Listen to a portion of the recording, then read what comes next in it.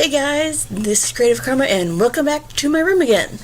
I know I posted a video last Saturday and I believe I said I was going to do it each Saturday, but my Saturday just got so crazy and so stressful on me that I didn't want to confine myself to that timetable and decided to move it off. Plus today, being Mother's Day, was a big day and I didn't think I was actually going to be doing a video this week. Something came to me though when I was out today and I decided, okay, I think I actually have a topic for this video for this week, so I'm going to go ahead and just do it, even though it's on Sunday. And the topic I decided I was going to talk to you guys about today, for people who have disabilities, or maybe you don't have one and you're just curious, is about social situations. Now, all I can speak of is from my perspective as somebody who has autism and has trouble going out and doing things, because it's not something you see. It's not like I have a wheelchair or I have to have a seeing eye dog to help me around. It's something that's more mental. It's right up in my head, and it's something I just can't get away from. It's like chasing your own shadow. You can't ever really catch it because it's always a part of you. And so with social situations, for most people with autism, some of them people can just go and they're okay. If they can just manage to get through it and then get back home and into their safe zone, they're fine. But some people just can't do that at all. They find themselves completely overwhelmed by any possible scenario that you could find going out somewhere, and so they would prefer just to stay at home and spend time there. You could probably bring over all people in the world to spend time with them at home, and they would be more comfortable than you sending them off to go somewhere that they're not familiar with. But then again, if you don't try and go out to the places you're not familiar with, you're never going to really get any better with it. And that's something I found that's really hard for me to deal with lately, because a lot of people expect me to go here and go there and to, again, quote, be normal, which I don't believe in normal. That's not a word in my vocabulary, because nobody is really normal. We all have something about us that's weird, but that's completely another rant. So what it is that you guys gotta make your decisions about what is really important to you. Do you want to be able to spend more time out with people, or do you not? Well, if you don't want to spend more time out with people, that's fine, but then you can't be upset by not getting invited to go to places anymore. That's kind of the catch of it. But if you want to go out with people, and all you have to do is try your hardest. That's all it's asked of you. You don't really have to be perfect. Nobody's perfect. And you know what? If you have to leave early, who cares? You made it out. You spent some time with people. Now you can go back home and recharge. And that's what people with autism, and specifically Asperger's people, tend to do. Or they tend to need to do, because it's like if you could imagine, if you could take that evening, your normal typical Friday night, and maybe amplify it by 10 times, like you're experiencing that same night 10 times but all at once. That can be sort of what it feels like to have this social disability, because it's just so much noise, so loud, so much activity, that the mind just gets so filled with all these little niggling thoughts that it just feels like you're being pummeled all over your body. And when you get home, you can actually feel like you've been physically beaten, because your mind has taken such a battering that you go home and you take a nap, because that's the only recourse for taking care of yourself if you're not taking medication or seeing a therapist or all that kind of stuff. But this all came about because I went to church today, and I felt nervous, and to me that's not been a big deal that I've feel nervous going there, because my church is really, really big, and it's not something that I think is easy for somebody with my disability to get through with. And the problem came when I just realized I'm on medication. I'm going to therapy. I got really good sleep last night. I ate a good meal. My clothes are all set out. Why am I so nervous? And then it hit me that it's all the people, that no matter how much medication I take, no matter how much sleep I get, no matter how much planning I do to try and make it so that I don't have to worry about things, I'm still going to be anxious going out in a situation no matter what. So I want to tell all of you guys that might be dealing with disability or might have a friend who has a disability, that they may seem very confident on the outside, but they could probably be screaming for help on the inside. So if they have to leave, don't make it a big deal. Just let them go, and if they allow you to explain something to their friends or your friends or whoever, then explain to them that that you just needed to head home. You got to go take care of yourself for a bit, and you have other plans. And that could be true. You have other plans to go home and recharge and do stuff that helps you feel more grounded, more centered, and better about yourself. Which is pretty much what today is like for me, because I went out, I did the church thing. I interacted with a couple people, even though I really felt self-conscious and about, they might judge me, or that I'm not going to make a lot of friends, or it just everything. Even though I know they're nice people there, I just have all these concerns that show up for no reason at all. It's like having a phobia that there's no rhyme or reason behind it. It just is. And it's okay to have these. I've decided that, it's something I've had to think about over the years, that, it really is okay to be insecure. It really is okay to be anxious and nervous, because, you're going to come across a situation every single day that's probably going to be new for you. No one day is going to be exactly as alike as the others. They may have a similar theme. You may get up, have breakfast, go out here, come back, but the way things happen during the day is always going to be different, and you're not going to be able to control that situation, but you can find ways to help make it easier on yourself. Like in my instance, my church has this big moment where I just have to flee, because after they do all this other part of the religious services, they give a moment where everybody's supposed to get up and say hi and hug each other, and that is just my nightmare. I could not even sit there that long. The last time I tried to sit there through all that, I about burst into tears and felt like the walls were closing in on me, so I had to go hide in the bathroom until it was over. But now I've found out, okay, what I can do is I remove myself from the situation. So, and I know my church has a vending machine there with drinks in it. So every Sunday that I end up going, I grab 4 quarters, $1, whatever, and head down to the vending machine during that time to get myself a drink.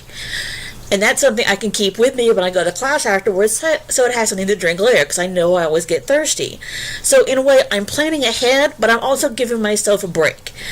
Instead of forcing myself to do something I know I'm uncomfortable with and making myself feel even worse, I decided to cut myself some slack. I'm here. I'm managing to go through this.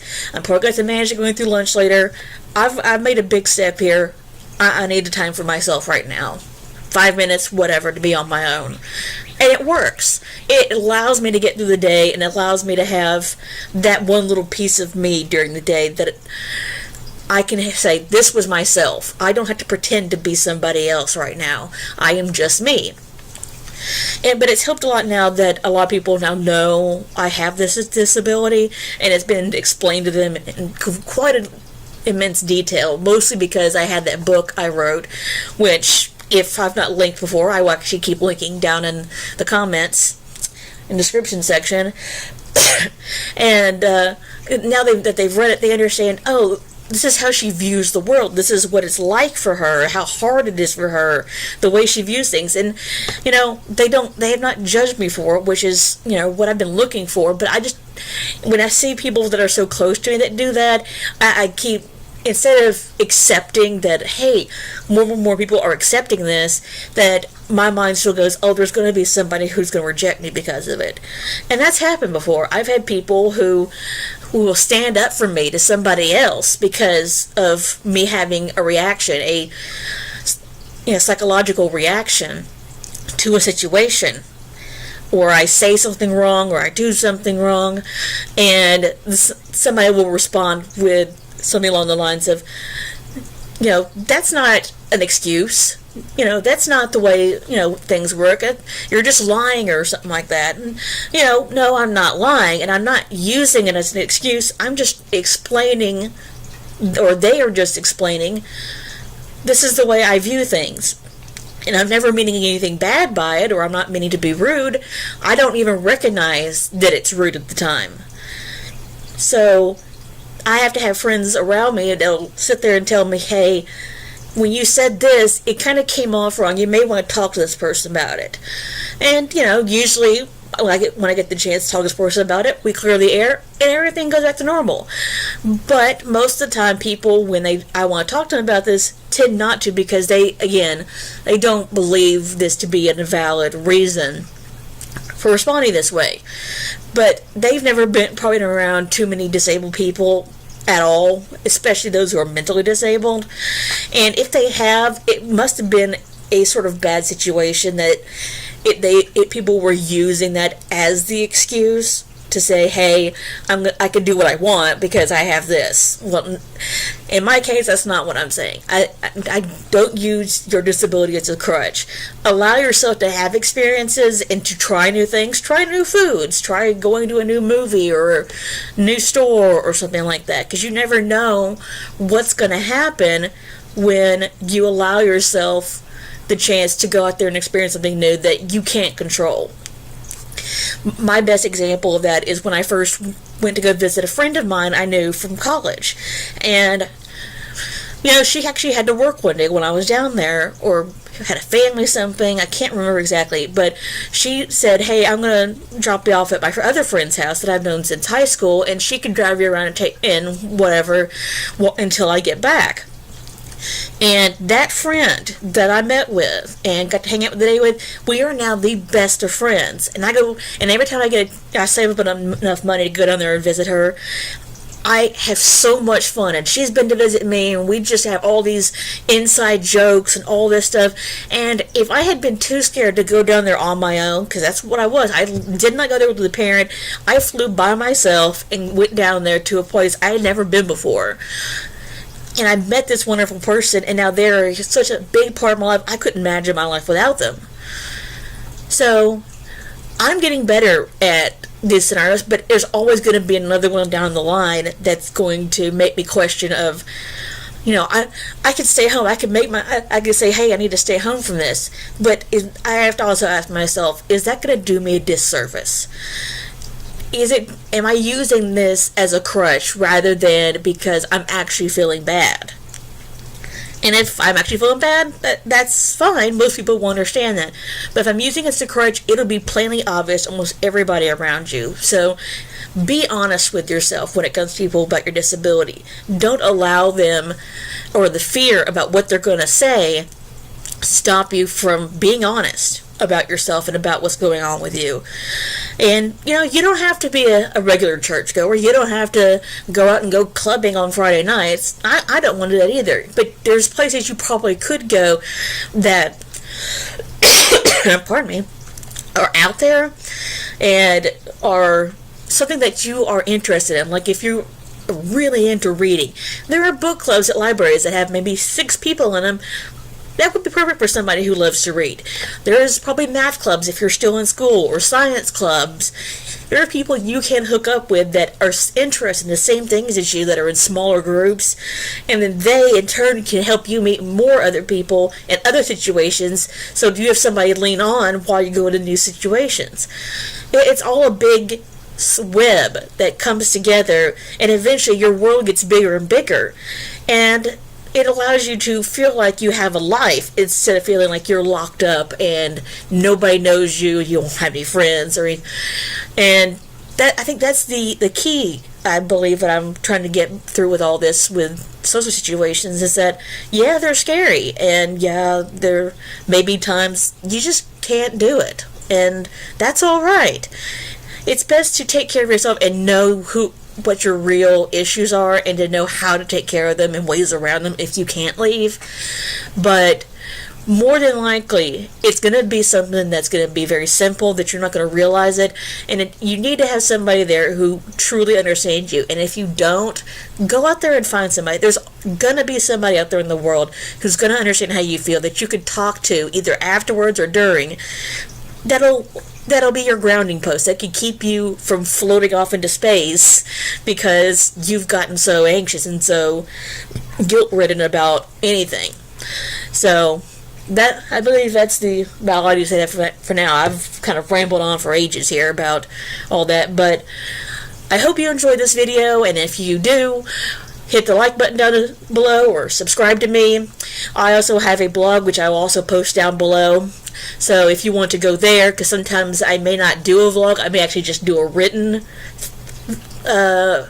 blog here, and then I might just post a video saying, hey, I didn't feel like doing a whole vlog today, I got a blog down here, this is where I have my information for today. So hopefully you enjoyed this, hope you found it informative, and hopefully, if you got somebody out there who goes through this stuff on occasion, that you could be there for them, and in return, I believe that they'll be very grateful to you. So hopefully you guys have a great day, and I'll see you in the next video.